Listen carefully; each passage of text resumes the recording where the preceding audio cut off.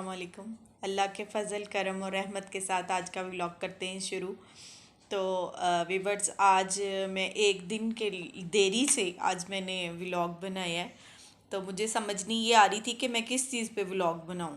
सबसे पहली बात तो ये कि मेरे पास ना तो इतने गिफ्ट्स हैं जो मैं अनबॉक्सिंग करूं और जो मैं दिखाऊं, और छोटा सा मेरा घर है, होम टूर मैं आपको करवाऊंगी।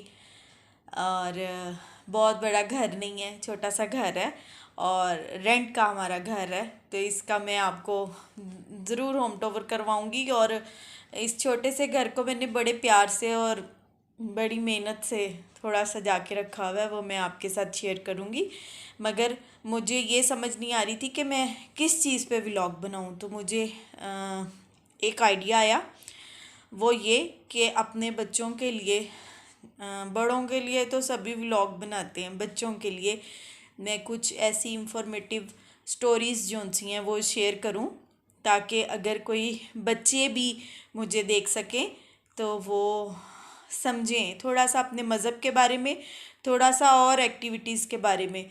जो मेरी समझ में आएगा मैं बनाती जाऊंगी, और जिस चीज़ में आप लोगों से ज़्यादा प्यार मिलेगा वो चीज़ फिर ज़्यादा डेवलप करूँगी मैं। Thank you. ये है हज़रत नूह की कश्ती के मुतल्लिक स्टोरी, तो वो मैं आपसे अब शेयर करती हूँ।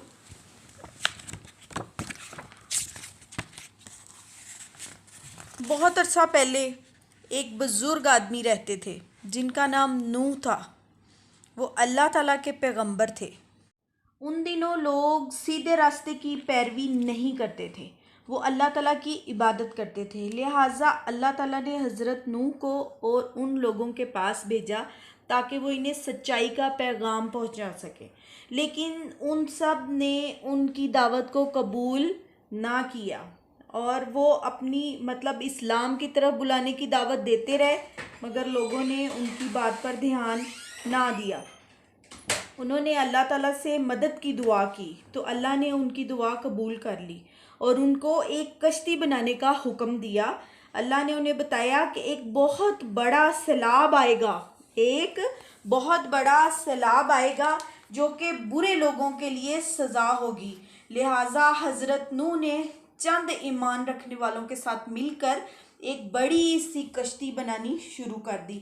लोग उन पर हंसते थे, मजाक करते थे, लेकिन जब वो बड़ी सी कश्ती बहुत ज़्यादा सख्त और थका देने वाले काम के बाद तैरने के लिए तैयार हुई तो हज़रत नूह ने तमाम ईमान वालों को हुक्म दिया कि वो अल्लाह का नाम लेकर कश्ती में सवार हो जाएं।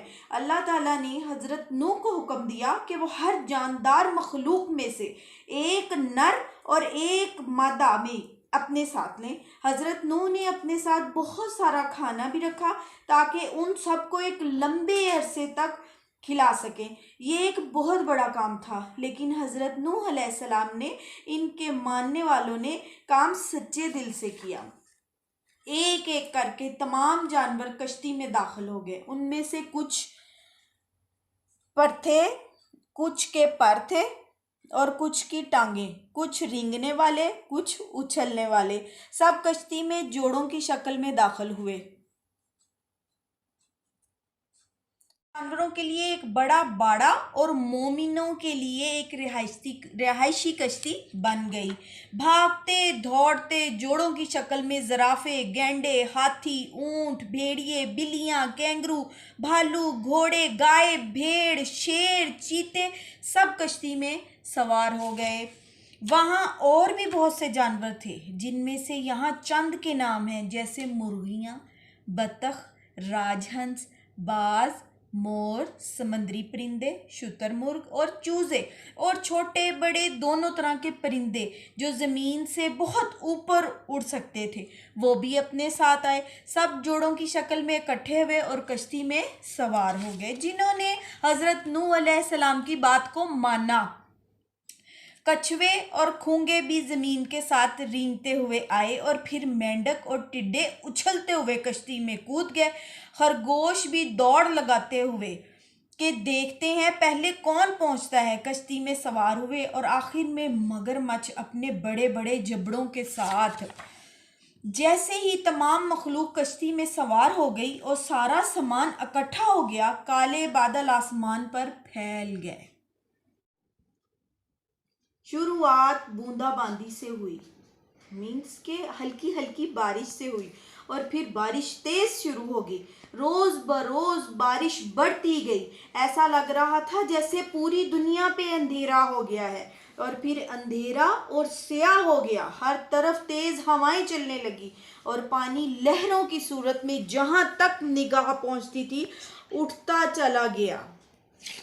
मीन्स ऊंचा होता चला गया पानी। अल्लाह के हुक्म से आसमान से सैलाब के दरवाजे खुल गए और ज़मीन अल्लाह के हुक्म से इस तरह फटी कि पानी के ऊंचे फवारे उसमें फूट पड़े। दरिया भरकर बहने लगे और पानी तूफानों की तरह बहने लगा। कश्ती पहाड़ जितनी ऊंची लहरों पर कभी ऊपर उठती और कभी नीचे होती। पानी ज़्यादा आता गया, यहाँ तक कि पूरी वादी पानी में भर गई। दरख्त पानी में डूब गए, पहाड़ियाँ गायब हो गईं और पहाड़ ऐसे डूबे कि नज़रों से गायब हो गए। दुनिया एक बड़ा सा समंदर बन गई और पानी के अलावा कुछ नज़र नहीं आ रहा था।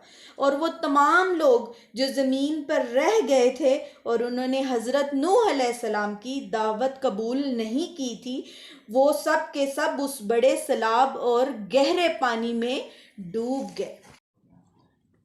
ले व्यूअर्स, अब इस स्टोरी को हम यहीं पर एंड करते हैं और अपना व्लॉग हम ख़त्म करते हैं। और बकिया स्टोरी इसका पार्ट 2 आपको कल मैं रिवील करूँगी और वो आप देखिएगा इंशाल्लाह ताला। ये आप बच्चों के लिए ख़ास तौर पे बड़ी इंफॉर्मेटिव स्टोरीज़ रहेंगी। इसको प्लीज़ लाइक कीजिएगा, शेयर कीजिएगा और सब्सक्राइब कीजिएगा। ओके, अल्लाह हाफिज़।